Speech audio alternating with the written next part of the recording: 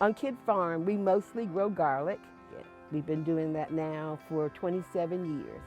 We started out growing traditional vegetables, the beans and the corn and things like that. And we just found that it was a lot of competition in that area. So we searched for items that were profitable, and not many people were growing them. The elephant garlic is actually a cross between a leek and a garlic. That has been a very attractive feature of that for our customers. We were searching for something that was unique and somewhat profitable. I collected information on the garlic and got around to buying some. It was somewhat expensive, about a shoebox full of it for $75 in the beginning. And we had a little skepticism about it. We were a little bit skeptical about it, but we planted it anyhow, and we did a few things wrong that first year, but it was successful.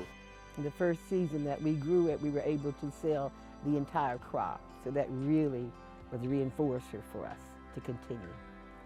One of the other challenges we've had in the past was once the garlic was harvested, storage, so barn space. And so we were fortunate enough to get a grant from Ag Ventures that allowed us to build a garlic barn, which put all of our garlic in one place.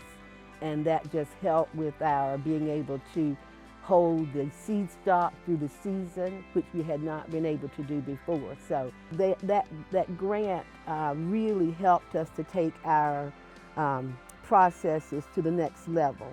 And not just the monetary, but the support in terms of information that we've received from every place in the state. As a result of that, it has linked us up with lots of different farmers and organizations, and the information has been very helpful.